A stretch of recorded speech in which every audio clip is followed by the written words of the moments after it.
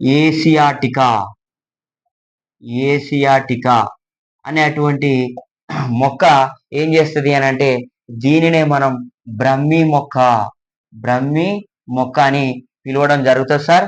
అయితే ఇది జ్ఞాపక శక్తిని పెంపొందించడం జరుగుతుంది అనమాట. Okay right. నిద్రలేమి ఇన్సోమ్నియా సార్. ఇన్సోమ్నియా ఇన్సోమ్నియా సోమ్నియా అనేటువంటి వ్యాధి కూడా వస్తుంది. ఇన్సోమ్నియా అంటే నిద్రలో లేచి నడిచిపోవడం.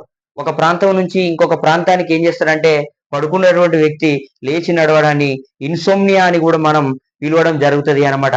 Okay right.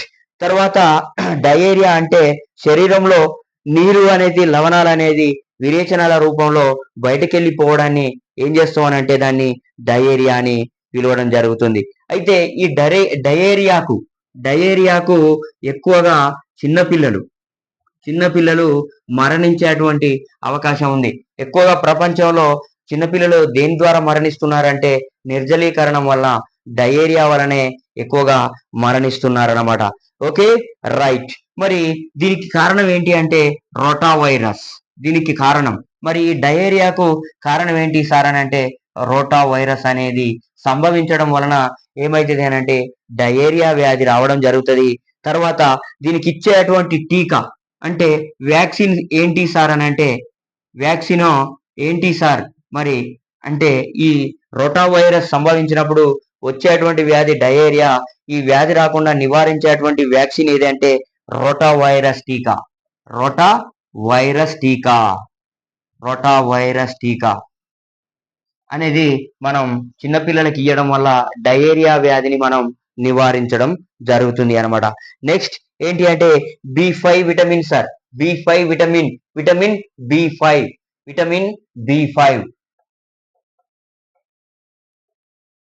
Vitamin B5 sir.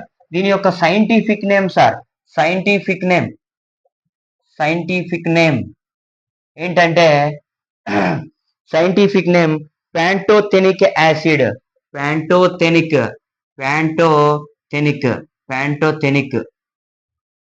Pantothenic acid అని మనం పిలవడం జరుగుతుంది. దీని యొక్క శాస్త్రీయ నామం అంటే సైంటిఫిక్ నేమ్ అంటే ప్యాంటోథెనిక్ యాసిడ్. తర్వాత న్యాచురల్ నేమ్ సార్. దీని యొక్క న్యాచురల్ నేమ్ ఏంటి అంటే ఈస్ట్ కారకం అని ఈస్ట్ ఫ్యాక్టర్ అని కూడా పిలుస్తారన్నమాట. ఓకే ఈస్ట్ ఫ్యాక్టర్ అని దేని పిలుస్తాం సార్ అని అంటే B5 విటమిన్ ను పిలుస్తాం. మరి ఇది చిలగడ దుంప, ఈస్ట్, తర్వాత వేరుశనగ, ఆకుకూరలు, కూరగాయలు మరి గోధుమ లోపల ఎక్కువగా లభిస్తుంది అనమాట. ఇది కూడా ఏం చేస్తుంది అంటే కార్బోహైడ్రేట్స్, ప్రోటీన్స్, తర్వాత లిపిడ్స్ యొక్క జీవక్రియలలో ఇది ఎక్కువగా పార్టిసిపేట్ చేయడం జరుగుతుంది అనమాట. Okay right. నెక్స్ట్ మరి దీని వల్ల వచ్చేటువంటి వ్యాధి ఏంటి సార్? B5 విటమిన్ లోపల అరికాళ్ళు మంటలు సార్. Okay right. అరికాళ్ళు ఈ B5 విటమిన్ లోపం వలన ఏమైతుంది అని అంటే అరికాళ్ళు మంటతాయి. కాబట్టి మనం ఏం చేయాలంటే B5 విటమిన్ ను లోపించకుండా జాగ్రత్త పడాల్సినటువంటి అవసరం ఉన్నది. నెక్స్ట్ ఏంటి అంటే విటమిన్ B6. Okay right. ఈ విటమిన్ B6 దీని యొక్క సైంటిఫిక్ నేమ్ ఏంటి సార్ అని అంటే పైరిడాక్సిన్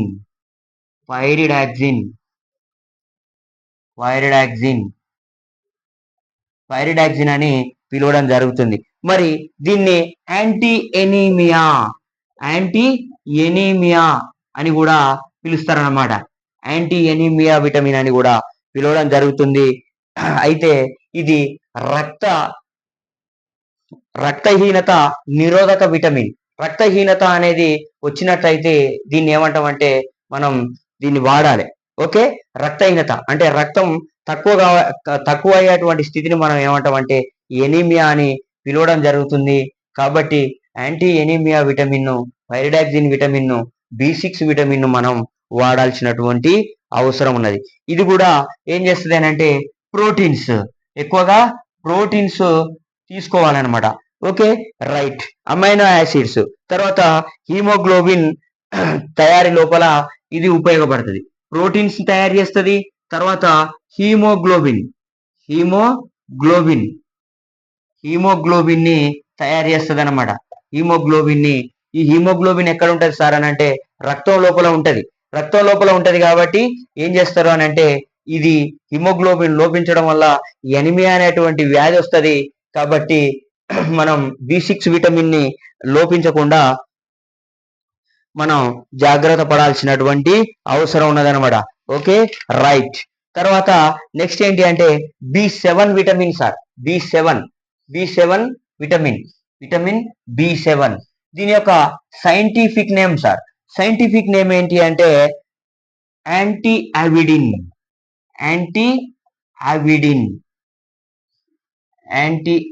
అని కూడా పిలుస్తాం అనమాట. Anti avidin vitamin right. B7 vitamin యొక్క scientific name anti avidin vitamin. అయితే దీని లోపల సల్ఫర్ అనేది ఉంటది సార్. కాబట్టి దీన్ని మనం ఏమంటాం అంటే B7 విటమిన్ అంటాం. ఇది కూడా ఎక్కువ ప్రోటీన్ జీవక్రియ లోపల ఉపయోగపడుతుంది అనమాట. అయితే డెర్మటైటిస్ చర్మంపై పొలుసులు వస్తూ ఉంటాయి. కాబట్టి దీని లోపం వలన ఏ వ్యాధి వస్తుంది సార్ అంటే డెర్మటైటిస్ అనేటువంటి వ్యాధి రావడం జరుగుతుంది. తర్వాత B9 vitamin sir. Vitamin B9 మరి దీని యొక్క శాస్త్రీయ నామం అంటే సైంటిఫిక్ నేమ్ ఏంటి సార్ అని అంటే okay right folic acid sir.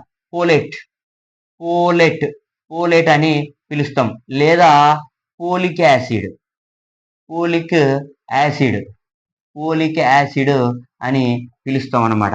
అయితే దీని లోపల కూడా మానసిక రుగ్మత గల శిశువులు జన్మించడం అన్నమాట. అయితే ఈ B9 విటమిన్ లోపం వలన మానసిక రుగ్మత గల పిల్లలు అనేది పుట్టడం జరుగుతుంది అనమాట. అంటే కాబట్టి RBC WBC ఉత్పత్తిలో ఉపయోగపడుతుంది. RBC red blood cells, white blood cells ఉత్పత్తి లోపల ఇది ఉపయోగపడుతుంది. కాబట్టి దీన్ని ఎక్కువగా తర్వాత కేంద్రక ఆమ్లాల సంశ్లేషణ అంటే DNA RNA సింథసిస్ లోపల ఉపయోగపడుతుంది అనమాట. DNA RNAను సింథసైజ్ చేస్తుంది. తర్వాత RBC WBCని ప్రొడ్యూస్ చేస్తుంది. కాబట్టి దీనిని మ్యాక్రోసైటిక్ ఎనీమియా వ్యాధి తగ్గించడంలో మ్యాక్రోసైటిక్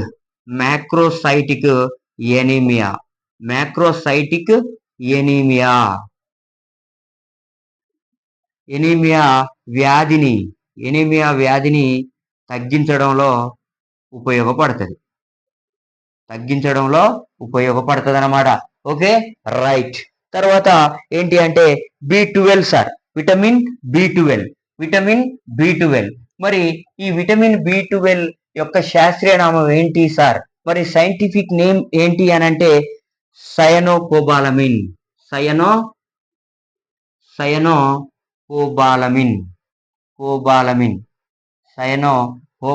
అని పిలవడం జరుగుతుంది అనమాట.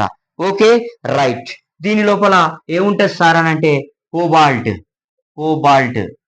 కోబాల్ట్ అనేటువంటి మూలకం ఉంటది. ఇది రక్తహీనతను తగ్గించడంలో ఉపయోగపడుతుంది.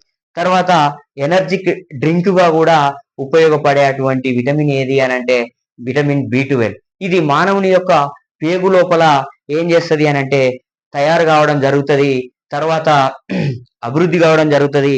ఇది డైజెషన్ ని బాగా అభివృద్ధి చేయడం జరుగుతుంది. తర్వాత దీని లోపం వలన వచ్చేటువంటి వ్యాధి పెర్నీసియస్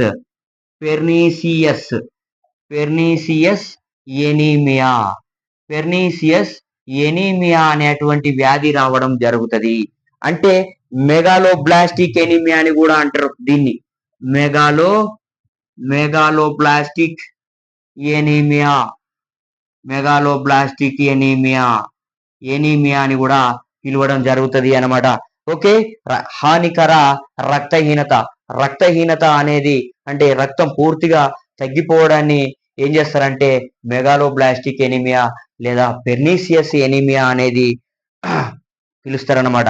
అయితే ఆర్బీసీ సంఖ్యతో పాటు ఆర్బీసీల సంఖ్యతో పాటు హీమోగ్లోబిన్ హీమోగ్లోబిన్ ఉత్పాదన లోపల ఎక్కువగా ఉపయోగపడుతుంది. అంటే దీని లోపం వల్ల ఏమైతాయి అని అంటే ఆర్బీసీలు తగ్గిపోతాయి, హిమోగ్లోబిన్ తగ్గిపోతుంది, తర్వాత వెన్నెముక కూడా అంటే బ్యాక్ బోన్ వెన్నెముక కెపాసిటీ అనేది తగ్గుతుంది. Okay, right. అంటే ఈ విటమిన్ లోపించడం వల్ల దీని యొక్క సైంటిఫిక్ మనం నేమ్ ఏమన్నాం, సైనోకోబాలమిన్ అన్నాం. దీనిలో ఉండేటువంటి మూలకం కోబాల్ట్ అన్నాం.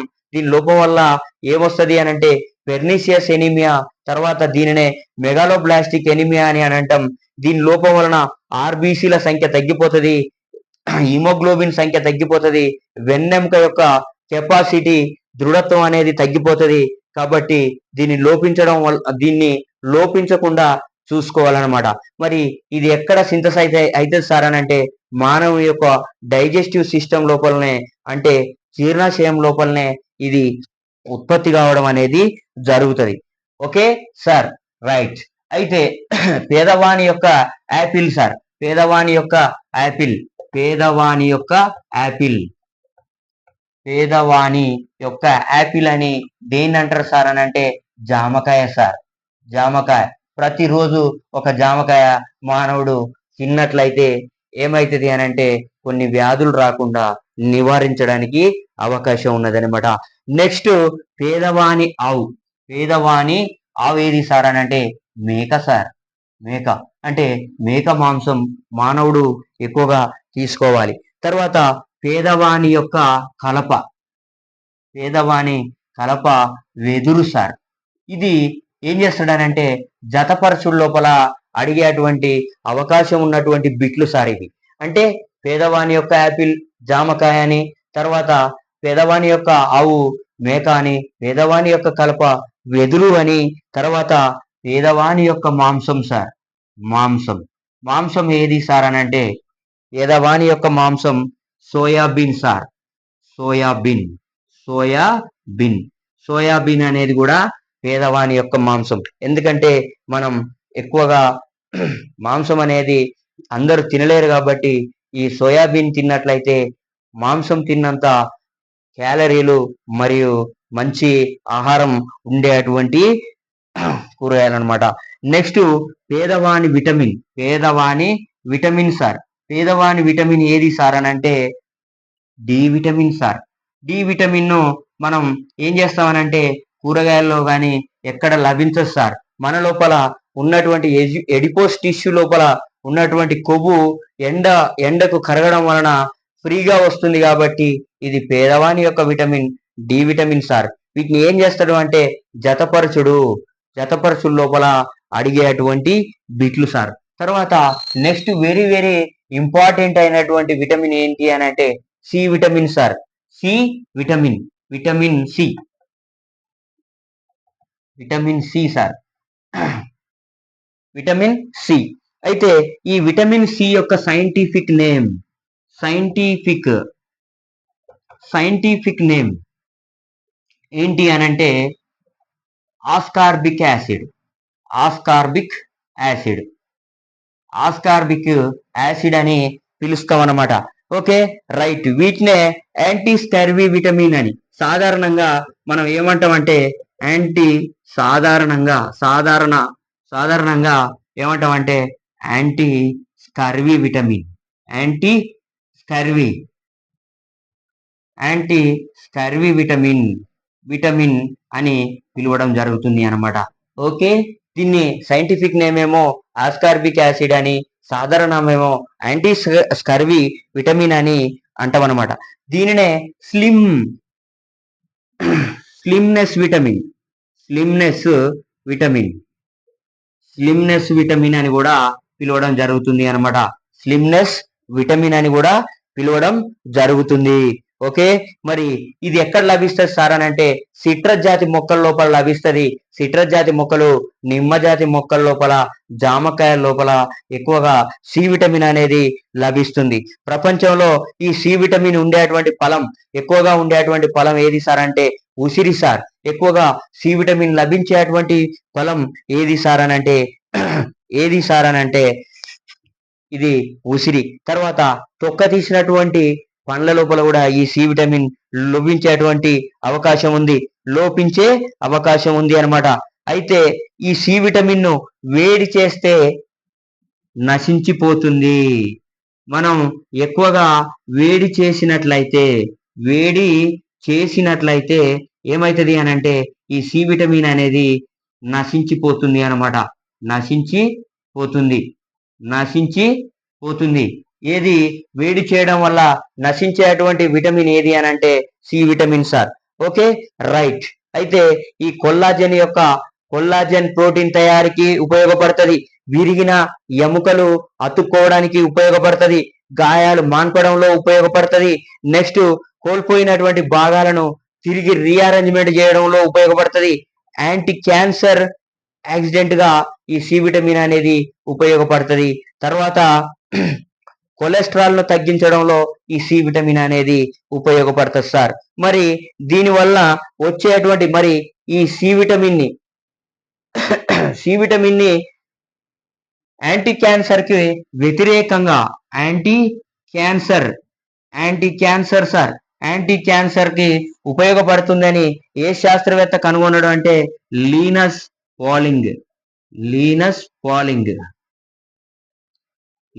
పాలింగ్ అనేటువంటి శాస్త్రజ్ఞుడు ఈ యాంటీ క్యాన్సర్ గా సి విటమిన్ ఉపయోగపడుతుంది అని కనుక్కోవడం జరిగింది అన్నమాట.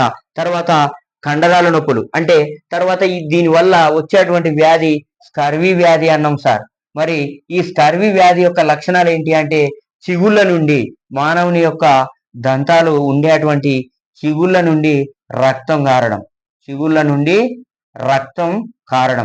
రక్తం అనేది కారడం అన్నమాట. రక్తం కారేటువంటి విధానాన్ని మనం ఏమంటాం అంటే స్కర్వీ వ్యాధి అని అంటాం.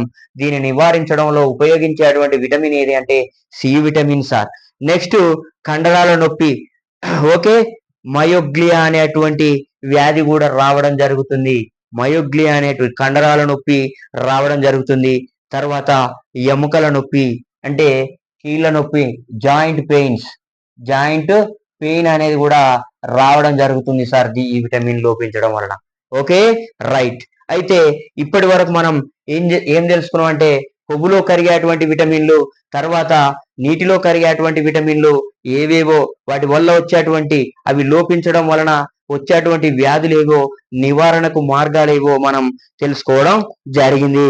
ఓకే, దీనిని మన ఛానల్ని సబ్స్క్రైబ్ చేయండి, షేర్ చేయండి, అందరికీ అందే విధంగా మాకు ప్రోత్సాహం ఇవ్వండి అని నేను రిక్వెస్ట్ చేయడం జరుగుతుంది. జై హింద్.